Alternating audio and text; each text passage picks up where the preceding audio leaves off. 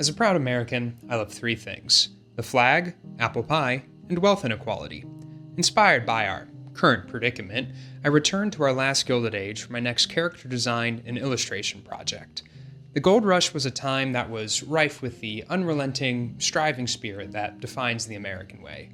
Men and women striking out west to find self-sufficiency through the mineral wealth hidden in a limitless western wilderness, and absolutely ruining everything for the people that already lived there. And that pure, unfiltered American spirit was absolutely crushed by what everything is crushed by: billionaires. So, as a creative outlet, let's create some villainous robber barons with glowing magical rocks. So join me today as we create our own evil fantasy billionaire. The first step of any project, after the hyperfixation, is the character description. Our character's tale goes like this. In a fantasy version of late 1800s America, Silas Telvis is a mining magnate with an unfathomable amount of wealth and power. His fortune is derived from a mine deep in the western frontier that extracts and refines an evil Lovecraftian metal that mutates its workers into horrible abominations, all the while making Silas one of the richest men in the world. Now with our character description done, I can get into the initial thumbnail sketches.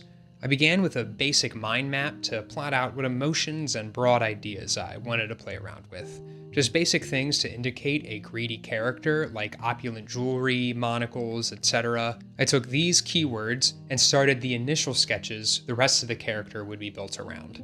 The common visual thread through all of these thumbnails really just became large mustaches and top hats, the most basic signifiers of wealth for the time period, as any Team Fortress 2 fan is already aware of. This project really began with my fixation on the HBO show Deadwood, the show that has the worst ratio of friends I've recommended it to and those that have actually watched it. Deadwood is the tale of a real-life town that sprang to life as gold was discovered in the nearby Black Hills in the 1870s. Deadwood shows how extremely disparate people, like a murderous pimp and a cop, can come together to build a functioning community. The third and final season features George Hurst as its primary villain, a real-life billionaire who owns some of the most successful gold, silver, and copper mines in the world at the time. Hurst's access to unfathomable amounts of money also gives him access to unfathomable power to destroy everything the characters have built over the course of the show. He buys out, bullies, or kills anyone that resists the town being reconstructed in his image. Tell your god, prepare for blood, the murderous pimp says to a praying simpleton. I find Hurst's depiction on the show really fascinating, so he became the starting point for Silas, as I was basically going to take his story and add magic and horror. Silas's name is even based off of a character from Deadwood, just because I think Silas has a nice ring to it.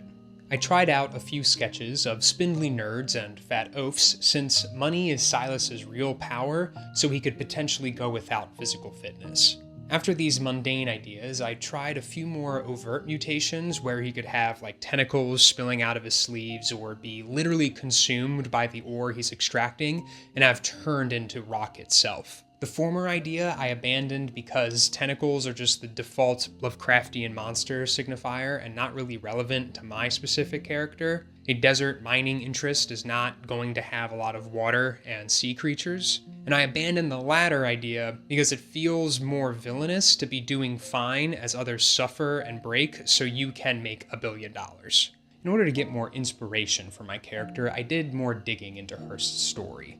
This began with reading his Wikipedia page, then the sources underneath the Wikipedia page, then realizing I may need to expand my sources beyond legendsofamerica.com and the National Cowboy and Western Heritage Museum. So I bought George Hurst, Silver King of the Gilded Age by Matthew Bernstein, and after reading the Amazon reviews, I thought it would be a good balance to have a more mild-mannered take on the man, as opposed to the show Deadwood, who makes him out to be Money Satan. From Silver King of the Gilded Age, I was hoping to break off a piece of her story to base Silas's on. I found a lot interesting from the book, like how Hurst did actually try to make money from picking up a pickaxe and trying to mine, though it left him broke and wandering the mountains of California. However, the character-specific inspiration came early on in the book, where Hurst, after leaving Missouri to strike it rich in the gold rush and failing miserably, hears tell of an ore vein in Nevada, where prospectors dug up what is described as black stuff that ended up being part of a massive silver vein that went on for hundreds of feet beneath the earth. This vein ended up being the Comstock lode and its Hearst early investment into this mining development that catapulted him into becoming one of the richest men in the country. I thought, great, I can make a Nightmare Beyond Comprehension out of that. So I took that nugget and used it for the initial character description and the basis for the rest of the project. So the thumbnail I'm going to iterate on is this guy. He has an imposing frontiersman physicality to him that I enjoyed. Now that I had a basic thumbnail to dig deeper into, I started on some ideas for what his face would look like.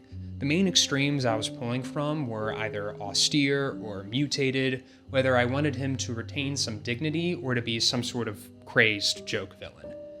I went with this face based off of Charles Dance, because I think he's cool. Then I started doing some ideation on his facial hair before stopping, because obviously, as a Deadwood-inspired project, I'm going to give him the Al Swearingen. One idea I did like from the other sketches was this guy with the fox pelt. I enjoyed having some part of the frontier wilderness being placed on the character, a kind of Teddy Roosevelt love of nature that also involves killing everything there for sport. So I drew up a few ideas to replace the initial half cape with a pelt in a variety of different positions. I fell in love with this idea of the bear having its eyes replaced with brooches of some kind. It is perversely cruel in a way that sparks joy for me. So now I have pretty much all the individual parts of the character figured out, all that I care about anyway. The pants and shoes are just going to be whatever. However, there's a very important part of Silas that I've neglected to design so far. What is the magical ore that's the fulcrum of the entire character going to look like? After all, the character is based on wealth and greed, and it's the extraction of this ore that gave him that wealth in the first place. So I went back to the Bernstein book. I wanted to look into the black stuff that led to the discovery of the Comstock lode and inspired this backstory in the first place. The stuff was a hunk of crude ore, stuffed into saddlebags and unrecognizable until it was sent to an appraiser who discovered it contained thousands of dollars worth of silver and gold. My unwrinkled mind couldn't really comprehend why it was difficult for them to identify what silver actually looked like. As an indoor child, it seemed obvious that ore would form in packs of 2 to 6 blocks and be easily recognizable while exploring any cave. So I looked up what silver ore from the Comstock lode actually looked like, and it looked like this. This brick of dirt contains bits of silver metal embedded in the rock, sticking out of the top there. But the shape of the silver in this photo had me transfixed. Why did it look so weird? Why did it seem to spiral like that? After looking up more specimens of silver ore, I discovered that while silver ore can form in the more familiar nuggets like we see in gold, it can also form in these twisting, spiraling tendrils that look sick as hell when the surrounding rock is shorn away. So, I pretty much copied this visual design for my magical ore. I had these tendrils emerge from the rock, twisting and wrapping around each other in a way that I hoped looked alien and distinct from a mundane metal. For color, I painted them green and gave them a sickly glow. And how else are you supposed to know it's magic if it doesn't glow? Embedded in the base of the rock, I put purple gems that could act as the raw material for the jewels I'm going to inlay in the brooch I'm putting in the eyes of Silas's bear pelt. This purple-green color scheme would also serve as the basis for the rest of the character, because it is objectively the grossest combination of colors and only some sort of evil freak would wear it. With that piece of the puzzle finished, we could finally move on to drawing the full character pose and bring Silas to life. I lay in a starting rough sketch with an airbrush for the gesture and general proportions. That leads to a refined sketch where I place the individual elements created in the design portion. On his shoulders, I placed the bear pelt upon him, adorning him with a fancy hat, and drawing in his face and facial hair. And his shoes and pants, he has those too. I also added in a waist sash for a little panache. He may have a draped bear corpse over his shoulders, but remember, he's still fancy. One of my initial ideas for the character, more clearly shown now that we're in the line art stage, was to give him a bit of ore spiraling out of his eyes or ears. I thought this would give him a nice dollop of body horror and tie him more intimately with the magical metal, but I decided to pull back. My thirst to draw disfigured monsters will have to wait until next time. At this point, we're only dealing with monsters in the figurative sense. I add in the spiral trim to the tuxedo that I'll eventually paint to be made of the green metal. This was to show Silas's place at the end of the refinement process, that this weird magical metal that harms his workers only shows up on him as an adornment. Also because the League of Legends art I like has weird metal trim that looks like it would stick straight up if you moved the character from that exact position, so I'm adding it to my guy.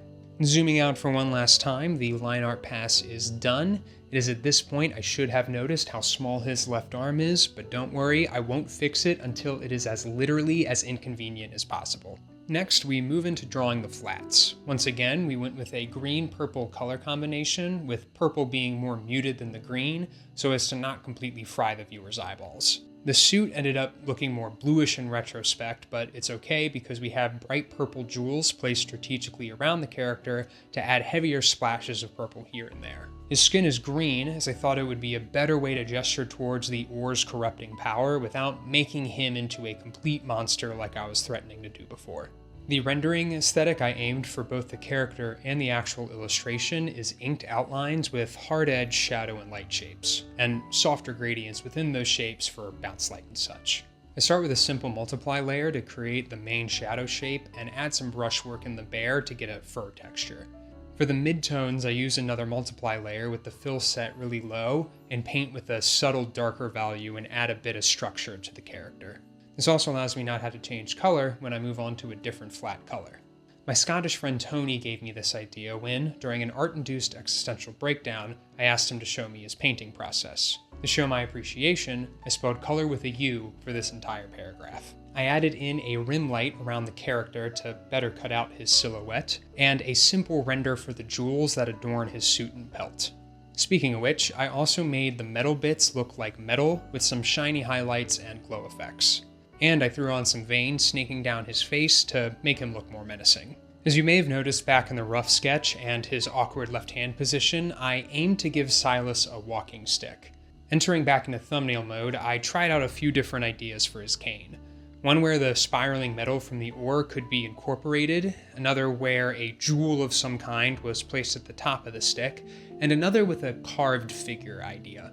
That last one resonated the most with me, and I created this prop thinking I could add in a Hephaestus, like smithing god, visual motif for the character. Silas seems like the type of person to follow a bunch of Twitter accounts called like Western Aesthetics with naked marble statues as the profile picture, and I was hoping to rope in some sort of higher power worship and connect Silas and the magical metal with some sort of deity. Like he sees himself as the near godlike smith of this eldritch metal. But this idea will receive revisions later, and I only talk about it now because I had to explain why I'm painting in a cane that will not be mentioned again for the rest of this project. And with the front view done, I create a fairly awkward back turn of the character. If I was a real artist, I would do some callouts, like what his suit looked like without the pelt on, for example. So the front and back 3/4 views are done. I'm satisfied with how he came out. His bug-eyed bear pelt brings me joy, and that's all you can really hope for in this world, really. He gives me angry dad energy, which was confirmed when I showed the finished design to my friends, and they immediately started calling him Fancy Omni-Man.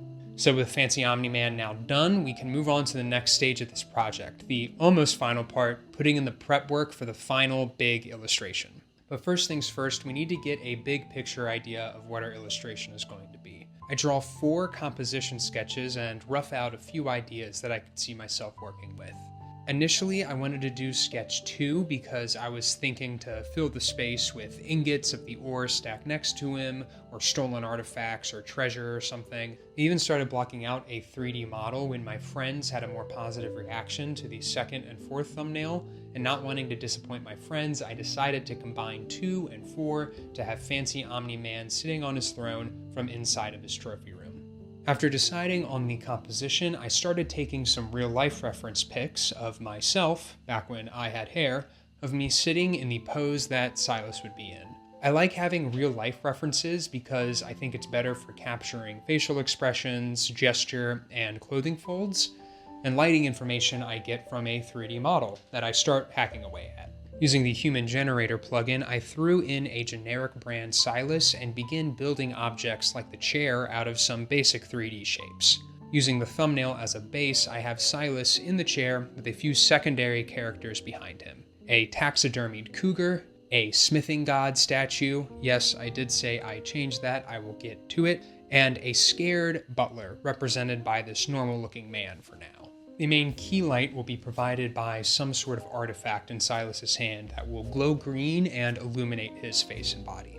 The ambient light will be provided by these illuminated rectangles acting as windows, letting in a warm pinkish sunset light that will bounce around the room and illuminate the background elements. And above those windows, I throw in a basic, one could argue two basic, deer heads on plaques to add to the trophy room vibe.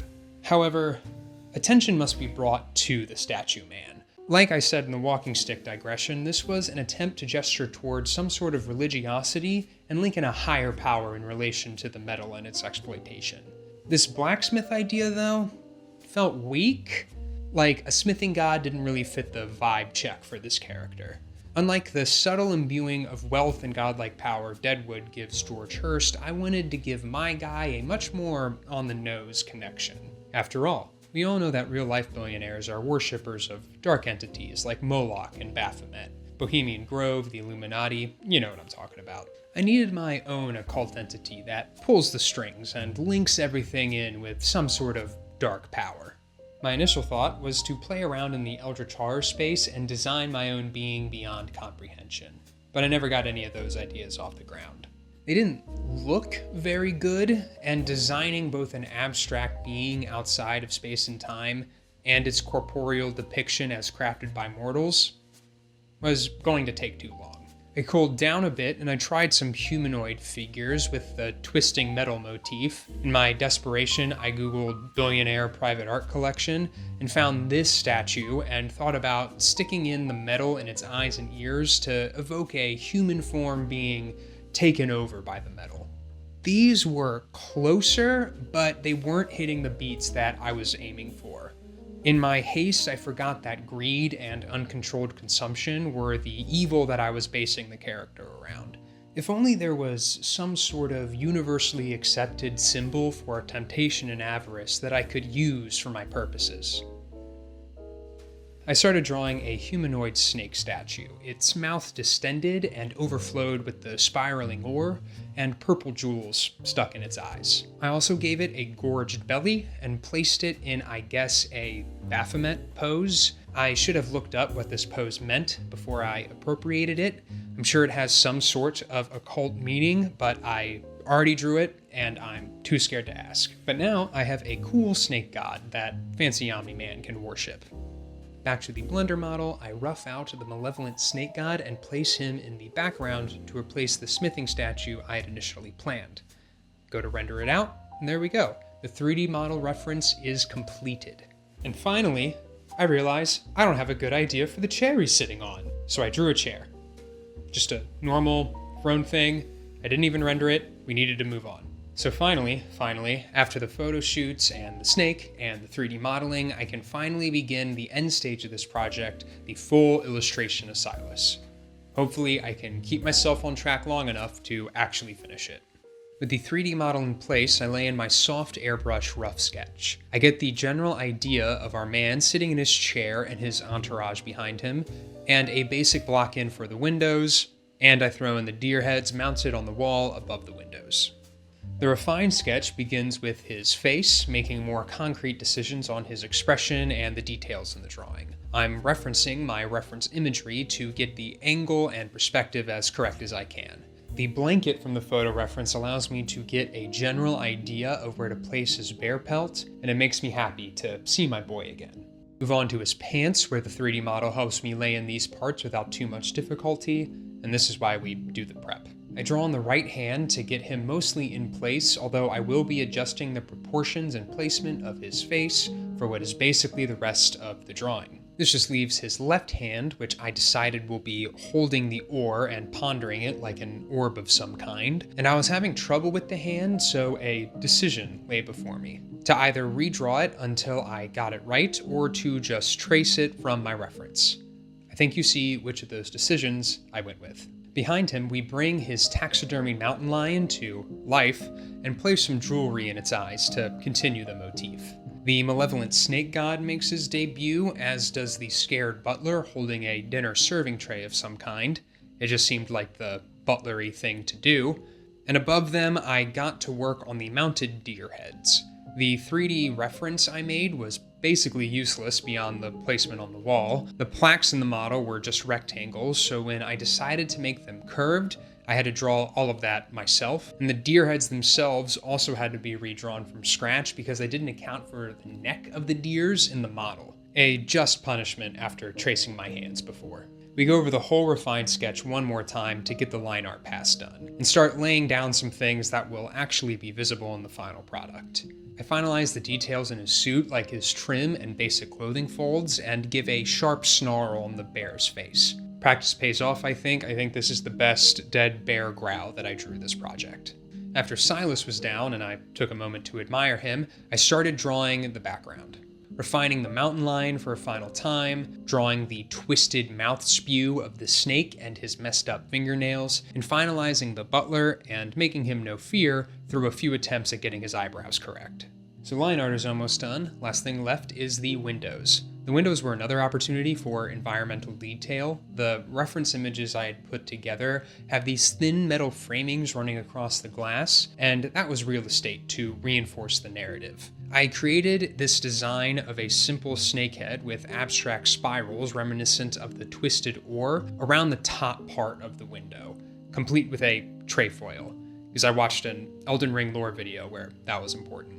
Then I connected the shapes with the bottom portion of the window to a more human figure with his arms outstretched and his head being absorbed into the coils. I tried to play with the idea of the human mind and consciousness yearning to be closer and absorbed by this higher snake being. Anyway, those are the windows, and I placed them into perspective, as best I could, into the scene with the warp and distort tools in Photoshop.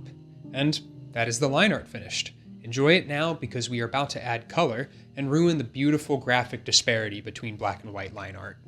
The flats, I went around the whole painting and blocked in what the general color was going to be for each part.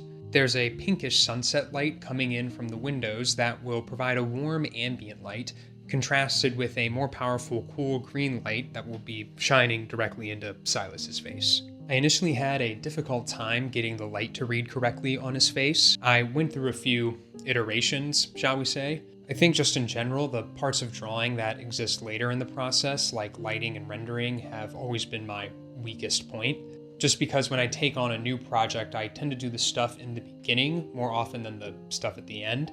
I end up having to be in this constant state of relearning every time I get to this point, and it becomes frustrating. But that's what practice is for. And doing these larger projects through to the end really provide me clear guidance on what I need to be working on in the future.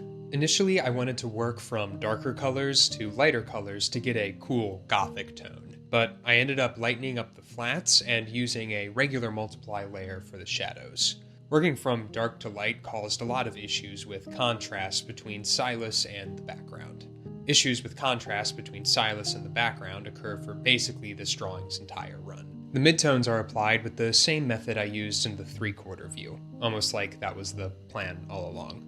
I go through his face and suit and the bear pelt, and the basic structure of the character is now all laid out. I add in a more saturated green light to his face to get the focal point where it needs to be before I spread out to the rest of the piece. Of course, I have a bright placeholder bright green glow effect on the oar to signify strong lighting. Then rim light is added to the edges of the character that are receiving the most green light from the oar, the aim being to draw your attention as much as I can to his face, as it is the center of gravity for the drawing. Speaking of which, in the lights I add in a soft green gradient to show a little fall off and increase the saturation to sell that the object in his hand is really illuminating him. And in the shadow shapes, I provide some red bounce light. The light would come through the windows, and then hit the floor, and then bounce back up to the bottom of the character and add some color variation and interest in the shadows. Now it's about getting the bulk of Silas's rendering in place before moving on to the rest of the painting. I added in some ambient occlusion around the neck area where there's a deeper crevice between the pelt and his head. Then I added in the metallic details on his suit trim to get that satisfying, shiny metal feeling. This also began a new tradition of turning all the layers off and on again to watch the character come alive, over and over again.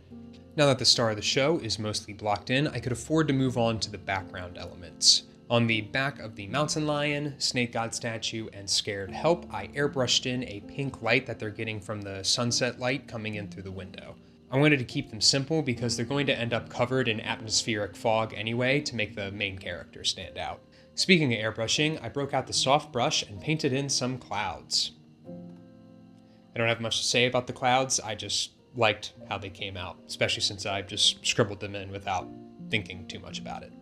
Continuing to move from most important to least, we have the deer heads in the background. They received a subtle warm light from the window on their underside, and that's pretty much it. We want the deer heads to be maybe the third or fourth thing the viewer brings their attention to after the rest of the messed up stuff in Silas's trophy room. I wanted to give more contrast between the main character and the background elements. I carved out a selection around Silas and added in some fog behind him. This does two things. One, it helps him pop out from the background characters who are covered by the fog, and provides some lighter tones around Silas's silhouette to help him pop out more. At this point in the process, I showed my friends the piece, and I was definitely farther away from finishing than I had initially thought. They pointed out some things that I probably should have recognized myself, but after hours of staring at a painting, you become blind to things and have to have a peer lead you around the fog of your own creation. The main problem was, despite my best efforts, the main form of the character did not pop out in the way that I intended. The dark suit on the dark background made everything blend in and look a little muddled. Even his hat, the most important signifier of his class, blended into the chair behind him. I spent time increasing the value of pretty much everything around Silas. I added in the green light emanating from the oar to the back of the chair, an obvious addition to anybody who knows how light works. And to aid in the value read, I added in a League of Legends splash art and turned it to grayscale. I compared how my values are reading compared to the professional's illustration and adjusted the fog and background to be lighter and even added a vivid light layer to really punch up the green light. I tested the piece is reading correctly by pulling really far back and seeing if I could still make out what was happening. This also began the phase of neurotically flipping between grayscale and color to ensure that everything was working right. The final pass consisted of adding in some elements that I neglected to add earlier in the piece. I beef up a couple of areas like the reflected light on his pants to give a little bit more contrast. The chair behind him also lacked some chair buttons, whatever they're called, so I added some depth and form in there so it wasn't just the plain line art sticking out. The background of the piece also felt a bit boring, so I added in a wooden paneling portion to the wall to break it up a little without drawing too much attention. And I added in an impromptu tail for the snake god, because I had forgotten that part after the line art process and didn't realize it until right now. The final pass is going over the whole painting with a fine-tooth comb and fixing all the nooks and crannies and errant paint strokes that built up throughout the process. In addition to some final changes where I added in a dark halftone to get the form of Silas's face to read a little bit more smoothly, and increasing the value of the background characters so our scared butler doesn't get lost in the fog. I tried my best to get everything that I thought would be noticeable, but of course I'll have missed something that will be immediately pointed out to me after I call this piece finished. Which is right now, in fact.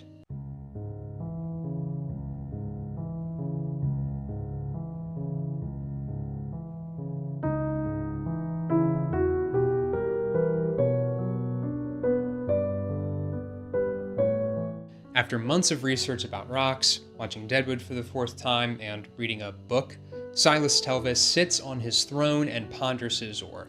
This was definitely the most amount of work I've ever done for a drawing before, and making a video like this makes that worth it. It allows me to explain decisions I made after hours of research to have a home instead of just sitting quietly on a shelf in my art station.